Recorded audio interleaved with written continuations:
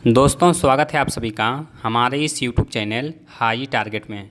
दोस्तों आज हम लोग देखेंगे क्लास 10th विज्ञान का पहला चैप्टर रासायनिक अभिक्रियाएं एवं समीकरण का VVI ऑब्जेक्टिव क्वेश्चन।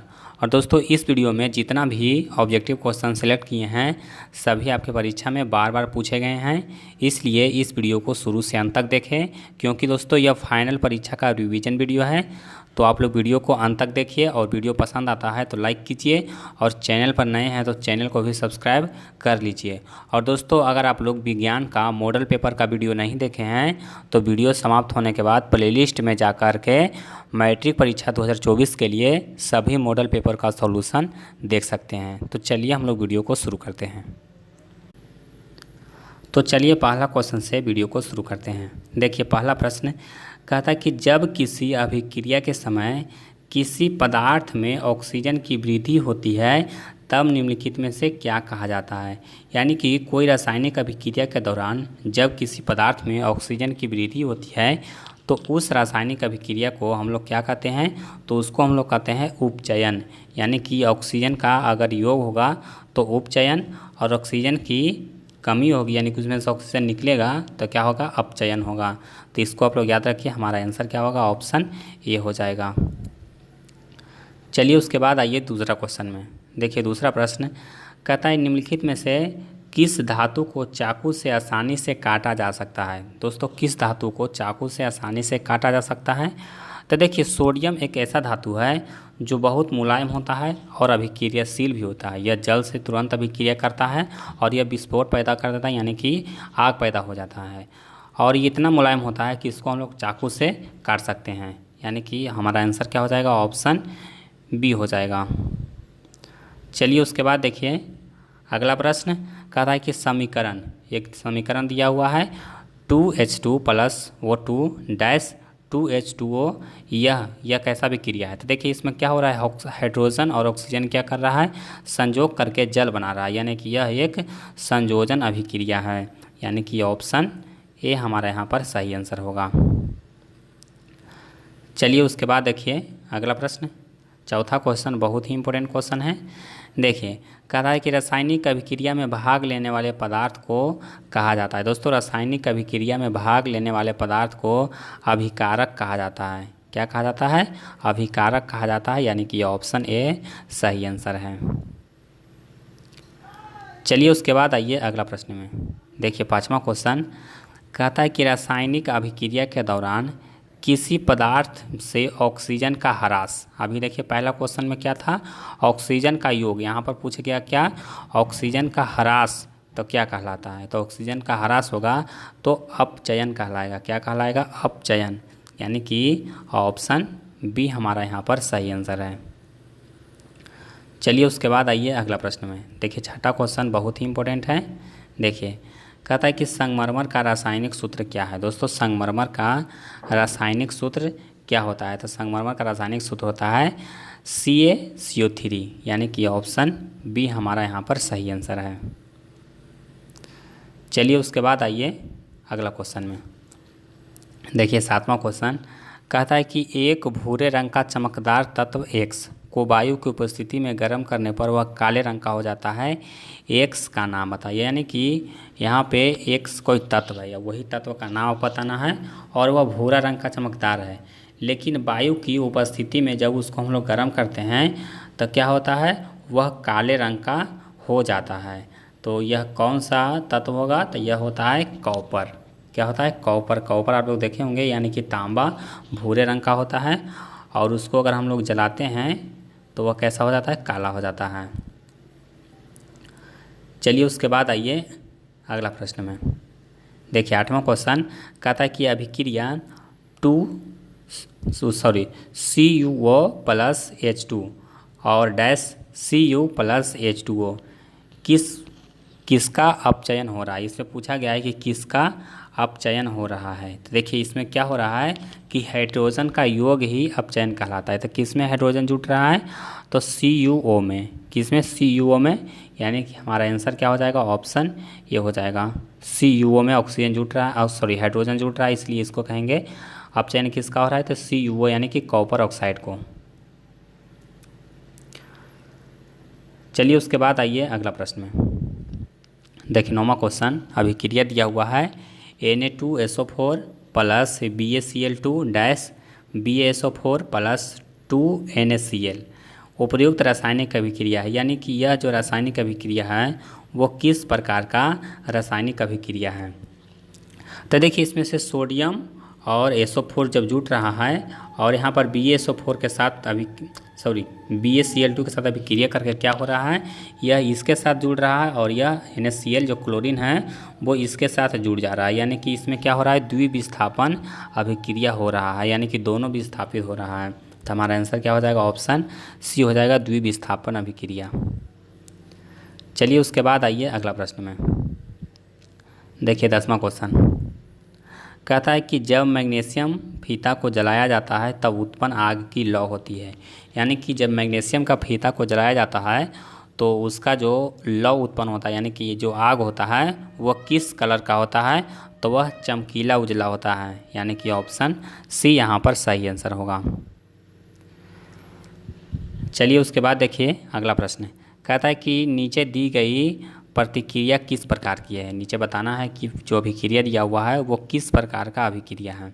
तो देखिए Zn plus CuSO4 dash ZnSO4 plus Cu, यानी कि देखिए इसमें कॉपर है वो विस्थापित हो जा रहा है, यानी कि कॉपर सल्फेट से हम लोग जब जिंक से अभिक्रिया करा रहे हैं तो कॉपर विस्थापित हो रहा है और जिंक सल्फेट बन रहा है, यानी कि यह कैसा अभिक्रिया हो जाएगा, तो यह एक विस्थापन अभिक्रिया होगा, यानी कि ऑप्शन बी इसका सही उत्तर है।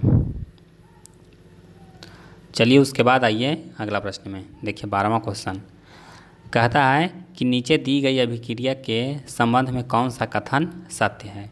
अब देखिए बताना है कि कौन सा कथन सत्य है। तो देखिए इसमें ZnO प्लस C, यानी कि जिंक ऑक्साइड के साथ कार्बन अभिक्रिया कर रहा है और बना क्या रहा है, जिंक प्लस CO, यानी कि कार्बन मोनोऑक्साइड। तो इसमें हो क्या रहा है, तो देखिए आपको ऑप्शन दिया हुआ कार्बन उपचयित हो रहा है, उसके बाद बी है ZnO उपचयित हो रहा है, सी कार्बन उपचयित हो रहा है, डी दिया गया है कार्बन मोनोऑक्साइड उपचयित हो रहा है। तो यहाँ पर जो हमारा आंसर हो जाएगा वो हो जाएगा कार्बन उपचयित हो रहा है, यानी कि हमारा आंसर क्या होगा, ऑप्शन ए हो जाएगा।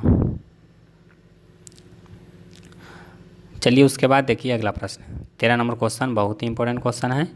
देखिए कहता है कि साग सब्जियों का विघटन होकर कंपोस्ट बनना किस प्रकार का अभिक्रिया का उदाहरण है। तो दोस्तों यह ऊष्माक्षेपी अभिक्रिया का उदाहरण है, यानी कि हमारा आंसर क्या हो जाएगा, ऑप्शन बी हो जाएगा। चलिए उसके बाद आइए अगला प्रश्न में। देखिए कहता है कि श्वसन किस प्रकार की रासायनिक अभिक्रिया है। तो अभी बात किए थे कि श्वसन में क्या होता है, ऑक्सीजन का योग होता है, तो यहाँ पर इसका आंसर जो हो जाएगा, श्वसन में क्या होता है, हम लोग देखिए श्वास लेते हैं उसके बाद क्या करते हैं, छोड़ते हैं, तो जो ऑक्सीजन होता है वो कार्बन डाइऑक्साइड में बदल जाता है और वो गर्म हो जाता है, यानी कि गर्म हवा निकलता है तो उसमें से ऊष्मा निकलता है, इसलिए इसको कहते हैं ऊष्माक्षेपी अभिक्रिया। चलिए उसके बाद आइए अगला सवाल में। कहता है कि उपचयन वह अभिक्रिया है जिसमें होता है। तो देखिए उपचयन यानी कि अपचयन में क्या होता है, ऑक्सीजन का त्याग होता है और हाइड्रोजन का योग होता है, लेकिन उपचयन में क्या होता है, इसका उल्टा होता है, ऑक्सीजन का योग होता है और हाइड्रोजन उसमें से निकलता है तथा इलेक्ट्रॉन का त्याग, यानी कि इनमें से सभी हमारा आंसर होगा, तीनों होता है। चलिए उसके बाद आइए अगला प्रश्न में। देखिए 16 नंबर सवाल कहता है कि रसायन समीकरण CaCO3 उसमें ऊष्मा देते हैं तो क्या होता है CaO प्लस CO2, यह किस प्रकार की अभिक्रिया है। तो देखिए इसमें क्या हो रहा है कि CaCO3 है वो टूट कर क्या होता है CaO बन रहा है, यानी कि काली चूना और कार्बन डाइऑक्साइड बन रहा है, तो यह वियोजन अभिक्रिया यानी कि यह टूट रहा है, तो आंसर क्या हो जाएगा, ऑप्शन ए हो जाएगा। चलिए उसके बाद आइए अगला प्रश्न में। देखिए 17 नंबर सवाल कहता है कि अभिक्रिया CuO plus H2 Cu plus H2 यह किस प्रकार की अभिक्रिया है। तो देखिए इस अभिक्रिया में क्या हो रहा है कि हाइड्रोजन है वो कॉपर को विस्थापित कर रहा है, यानी कि यहाँ पर कॉपर ऑक्साइड में अगर हाइड्रोजन से अभिक्रिया करा रहे हैं तो कॉपर विस्थापित हो रहा है और जल भी अभिक्रिया से निकल रहा है, यानी कि यह हो जाएगा विस्थापन अभिक्रिया हो जाएगा। चलिए उसके बाद आइए अगला प्रश्न में। देखिए कहता है कि समीकरण 2Cu प्लस O2 2CO किस प्रकार की अभिक्रिया है? तो इसमें इसमें क्या हो रहा है, कॉपर के साथ ऑक्सीजन जुड़ रहा है, यानी कि इसमें ऑक्सीकरण हो रहा है और इसी को उपचयन भी कहा जाता है। चलिए उसके बाद आइए 19वां क्वेश्चन में। देखिए कहता है निम्नलिखित में से कौन ऑक्सीकारक है? दोस्तों ऑक्सीकारक का नाम बताना है कि कौन ऑक्सीकारक है। तो ऑक्सीकारक कौन होता है? ऑक्सीजन होता है, यानी कि ऑप्शन डी यहाँ पर सही आंसर होगा। चलिए उसके बाद देखिए 20वां क्वेश्चन। कहता है निम्नलिखित में से कौन सा पदार्थ ऑक्सीजन से संयोग नहीं करता है? दोस्तों जो सोना चांदी ये सब जो बहुत कम अभिक्रियाशील धातु है, यह ऑक्सीजन से अभिक्रिया नहीं करता है, यानी कि यहाँ पर हो जाएगा गोल्ड, यानी कि सोना। चलिए उसके बाद आते हैं अगला प्रश्न में। देखिए 21वां क्वेश्चन, ये भी बहुत ही इम्पोर्टेंट क्वेश्चन है।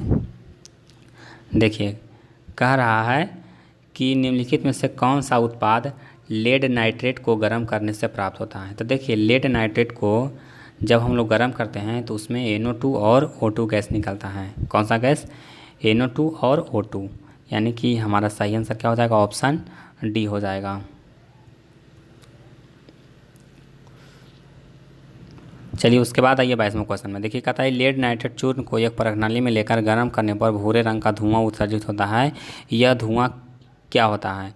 तो अभी आपको बताए थे कि क्या निकलता है, NO2 और O2 निकलता है। तो यहाँ पर हमारा आंसर हो जाएगा, वो हो जाएगा नाइट्रोजन डाइऑक्साइड, यानी कि NO2। हमारा सही आंसर क्या हो जाएगा? ऑप्शन बी हो जाएगा, वह NO2 का धुआं होता है। चलिए उसके बाद आइए अगला प्रश्न में। देखिए 23वां क्वेश्चन कहता है कि नीचे दी गई अभिक्रिया के संबंध में कौन सा कथन असत्य है? तो यहाँ पर क्या हो रहा है कि 2PbO प्लस C, यानी कि कार्बन और अभिक्रिया करके क्या बन रहा है? 2Pb plus CO2। अब देखिए इसमें कौन सा कथन है वो असत्य है, तो इसमें आपको कथन पढ़ना पड़ेगा। तो देखिए पहला कथन में कह रहा है कि सीसा क्या हो रहा है? उपचयित हो रहा है, तो देखिए यह असत्य है। उसके बाद बी दिया हुआ है कि कार्बन डाइऑक्साइड उपचयित हो रहा है, तो यह भी असत्य है। सी है कार्बन उपचयित हो रहा है, तो देखिए यह सही है। और बी दिया गया है लेड ऑक्साइड उपचयित हो रहा है, तो इसमें क्या हो रहा है? तो पहला और दूसरा है वो असत्य है, लेकिन तीसरा चौथा सही है, यानी कि ऑप्शन ए यहाँ पर बिल्कुल सही आंसर है। चलिए उसके बाद आइए अगला प्रश्न में। देखिए 24वां क्वेश्चन कहता है कि Fe2O3 प्लस 2Al और अभिक्रिया करके क्या बन रहा है? Al2O3 plus 2Fe। ऊपर दी गई अभिक्रिया यह किस प्रकार की अभिक्रिया है? तो यह कैसा अभिक्रिया है? तो इसमें देखिए क्या हो रहा है कि ऑक्सीजन और एल्यूमिनियम दोनों विस्थापित हो रहा है, यानी कि यह विस्थापन अभिक्रिया है। यहाँ पर देखिए लोहा है वो विस्थापित हो जा रहा है, तो हमारा आंसर क्या हो जाएगा? ऑप्शन डी हो जाएगा। चलिए उसके बाद आइए 25वां क्वेश्चन में। देखिए 25वां क्वेश्चन भी बहुत इंपॉर्टेंट है।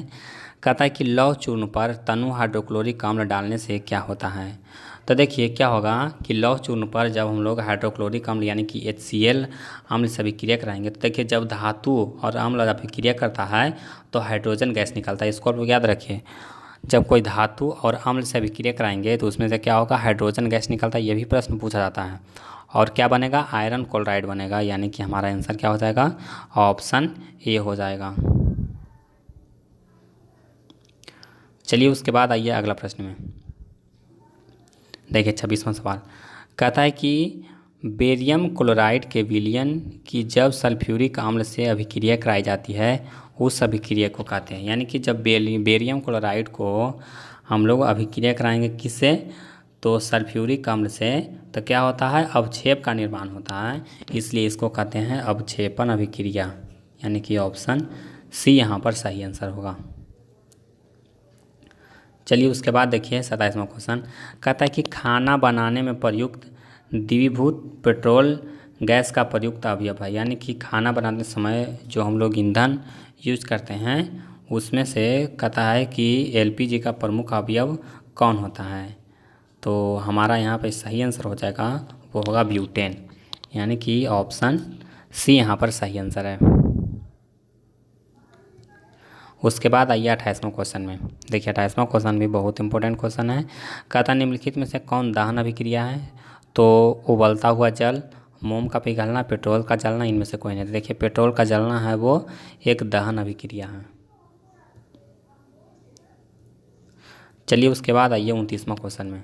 देखिए 29वां क्वेश्चन भी बहुत इंपॉर्टेंट है। कहता है कि अभिक्रिया दिया हुआ 2Kl plus Cl2 dash 2KCl और प्लस I2, इसमें से हमें क्या पता चलता है? इसमें पता चल रहा है कि क्या हो रहा है, आई का आयोडीन का क्या हो रहा है, अवकरण हो रहा है। यानी कि इसका जो सही आंसर होगा वो हो जाएगा ऑप्शन सी हो जाएगा। चलिए उसके बाद देखिए 30वां क्वेश्चन। 30वां क्वेश्चन कहता है कि अभिक्रिया CaO प्लस H2, यानी कि इसमें से क्या हो रहा है कि CaO काली चूना हम लोग जल मिला रहे हैं, तो क्या होता है CaOH का होल 2, यानी कि बुझा हुआ चूना और ऊष्मा निकल रहा है। तो यह कथन कौन सा सही कहता है कि अपघटन और ऊष्मा शोषी संयोजन और ऊष्मा छेपी, वैद्युत अपघटन और ऊष्मा छेपी संयोजन और ऊष्मा छेपी। तो देखिए इसमें क्या हो रहा है, तो पहले इसमें जब हम लोग बिना बुझा हुआ चूना में हम लोग जल मिलाएंगे तो उसमें क्या होगा, सबसे पहले ऊष्मा निकलेगा, यानी कि ऊष्मा छेपी अभिक्रिया होगा।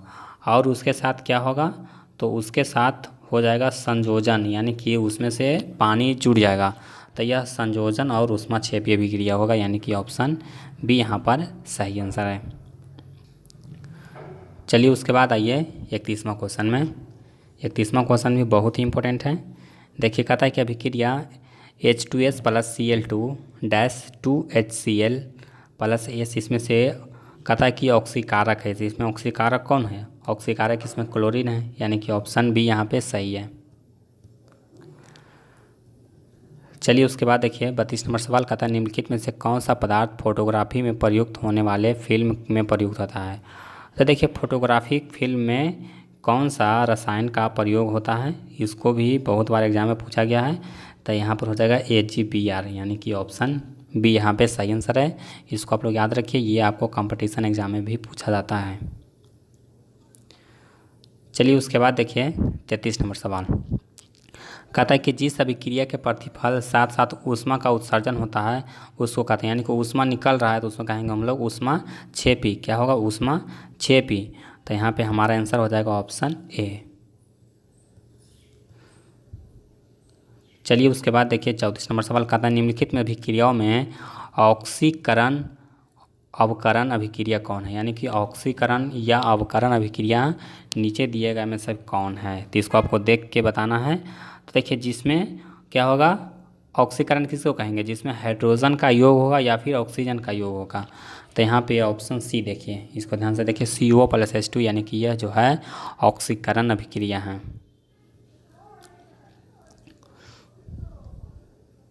चलिए उसके बाद आइए 35 नंबर सवाल में। देखिए 35वां सवाल ये भी मोस्ट इम्पोर्टेंट सवाल है। देखिए मैग्नीशियम के एक जलते हुए फीते को नाइट्रोजन गैस से भरे एक पात्र में ले जाया जाए तो फीता का जलना जारी रहा, जिसके फलस्वरूप एक यौगिक बना। इसका रासायनिक सूत्र है। देखिए इसका रासायनिक सूत्र होगा वो क्या होगा, Mg3N2, यानी कि जब मैग्नीशियम फीता जल रहा है उसको नाइट्रोजन गैस से एक भारी पात्र में ले जाया जाता है तो फीता जलता रहता है, लेकिन उसमें से एक यौगिक का निर्माण होता है। वो कौन सा यौगिक होता है, Mg3N2 होता है, यानी कि ऑप्शन सी इसका सही आंसर है। उसके बाद आइए 36 नंबर सवाल में कहता है कि निम्नलिखित धातुओं में कौन कॉपर सल्फेट के विलयन में कॉपर को विस्थापित नहीं करता है? देखिए कौन सा धातु है वो कॉपर सल्फेट के विलयन से कॉपर को विस्थापित नहीं कर सकता है? तो इसका आंसर हो जाएगा Au, यानी कि औरम, यानी कि इसी को गोल्ड भी कहा जाता है। उसके बाद आइए 37 नंबर सवाल में कहता है कि अभिक्रिया Fe2O3 plus 3CO dash 2Fe plus 3CO2 इसमें अवकारक है। इसमें अवकारक के रूप में कौन है, तो अवकारक के रूप में इसमें होगा CO, क्या होगा, कार्बन मोनोऑक्साइड। चलिए उसके बाद आइए अगला सवाल में। देखिए 38 नंबर सवाल ये भी मोस्ट इम्पोर्टेंट सवाल है। देखिए कहता है कि वसा युक्त खाद्य पदार्थों को सड़ने से बचाने के लिए बाहरी पदार्थ का उपयोग किया जाता है, वह कहलाता है। यानी कि वसा युक्त कोई पदार्थ है उसको सड़ने से बचाने के लिए हम लोग कोई रसायन का प्रयोग करते हैं, उसको कहते हैं एंटीऑक्सीडेंट कहते हैं। क्या कहते हैं? एंटीऑक्सीडेंट कहते हैं। इसको आप लोग याद रखिए। हमारा आंसर क्या होगा? ऑप्शन बी होगा। चलिए उसके बाद आइए अगला सवाल में। कहता है निम्नलिखित अभिक्रिया में से कौन संश्लेषण अभिक्रिया नहीं है? दोस्तों कहता है कि कौन संश्लेषण अभिक्रिया नहीं है। तो देखिए संश्लेषण में पहला ऑप्शन देखिए Zn+H2SO4 अभिक्रिया क्या बन रहा है? ZnSO4 + H2, फिर बी दिया गया है यहाँ पर 2Na + 2H2O dash 2NaOH + H2, सी दिया गया CaCO3 डैश CaO + CO2 और डी दिया गया कि MgO मैग्नीशियम ऑक्साइड + H2O और MgOH का होल 2। तो इसमें संश्लेषण अभिक्रिया कौन है ये आपको बताना है। जिसमें संश्लेषण अभिक्रिया हो जाएगा मैग्नीशियम जब जल से अभिक्रिया करता है इसको संश्लेषण अभिक्रिया कहते हैं। उसके बाद आइए 40 नंबर सवाल में। कहता है कि द्रवित सोडियम क्लोराइड एक वैद्युत अपघटन करने पर, यानी कि कहता है कि द्रवित सोडियम क्लोराइड को वैद्युत अपघटन करने पर, द्रवित मतलब कि लिक्विड फॉर्म में जब सोडियम क्लोराइड होता है तो उसका अगर हम लोग विद्युत अपघटन कराएंगे तो क्या होगा? तो क्लोरीन गैस है वो एनोड पर मुक्त होगा, यानी कि ऑप्शन डी यहाँ पर सही आंसर होगा। चलिए उसके बाद देखिए 41 नंबर सवाल। कहता है कि समीकरण Fe2O3 + 2Al dash 2Al2O3 + 2Fe। तो इसमें क्या हो रहा है? देखिए एल्युमिनियम है वो क्या कर रहा है? लोहा को विस्थापित कर दे रहा है, यानी कि यह हो जाएगा विस्थापन अभिक्रिया, यानी कि ऑप्शन डी इसका सही आंसर है। चलिए उसके बाद आइए 42 नंबर क्वेश्चन में। देखिए कहता है कि किसी ताज़ा तेल को बहुत दिनों तक सुरक्षित रखने के लिए निम्नलिखित में से किस गैस का उपयोग किया जाता है? तो तेल है उसको सुरक्षित रखने के लिए बहुत दिन तक उसमें किस गैस का उपयोग किया जाता है? तो नाइट्रोजन का उपयोग किया जाता है, यानी कि ऑप्शन बी यहाँ पर सही आंसर होगा। चलिए उसके बाद आइए 43 नंबर सवाल में। देखिए कहता है कि अभिक्रिया दिया हुआ है 4NH3 + 5O2, उसके बाद है 4NaNO + 6H2O। यह किस प्रकार की अभिक्रिया है? तो यह जो अभिक्रिया है वो विस्थापन अभिक्रिया है। हमारा आंसर क्या हो जाएगा? ऑप्शन बी हो जाएगा। चलिए उसके बाद आइए अगला सवाल में। देखिए 44 नंबर सवाल। कहता है कि निम्नलिखित में से कौन अपघटन अभिक्रिया नहीं है? दोस्तों कौन अपघटन अभिक्रिया नहीं है? तो सभी ऑप्शन को आप लोग देखिए तो इसका जो आंसर होगा वो हो जाएगा 2Cu + O2 डैश 2CO, यानी कि हमारा आंसर क्या हो जाएगा? ऑप्शन डी हो जाएगा।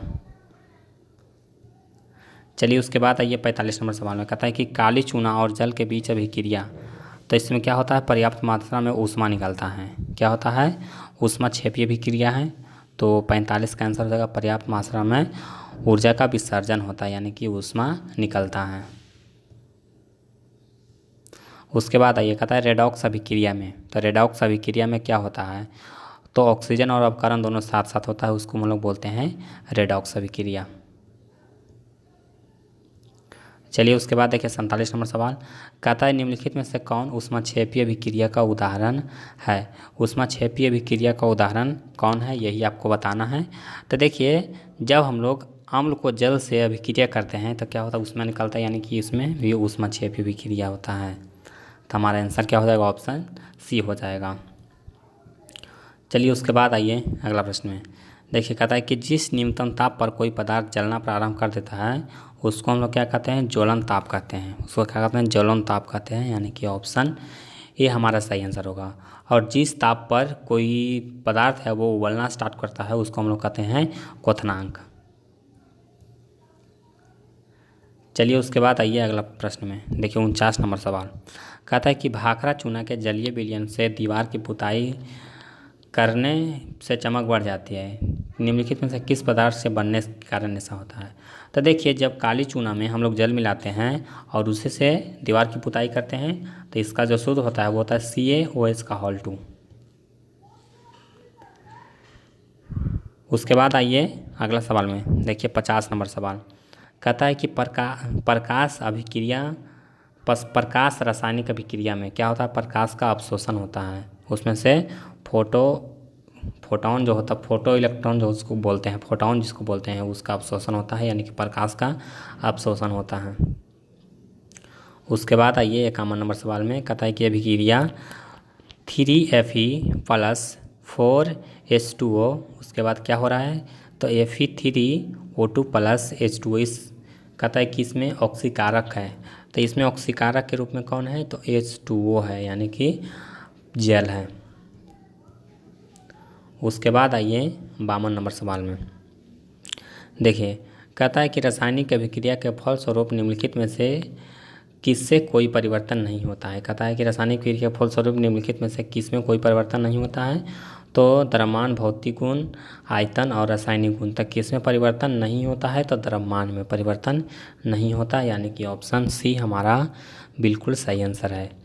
तो दोस्तों वीडियो लंबा हो रहा है, इसमें हम लोग 52 क्वेश्चन देखे हैं। इसका जो पार्ट 2 आएगा, इसके आगे का क्वेश्चन हम लोग देख लेंगे। तो आप लोग चैनल को सब्सक्राइब करके रखिए ताकि आपको अगला वीडियो का नोटिफिकेशन मिल सके। तो आज के लिए बस इतना ही, मिलते हैं आपको अगले वीडियो में।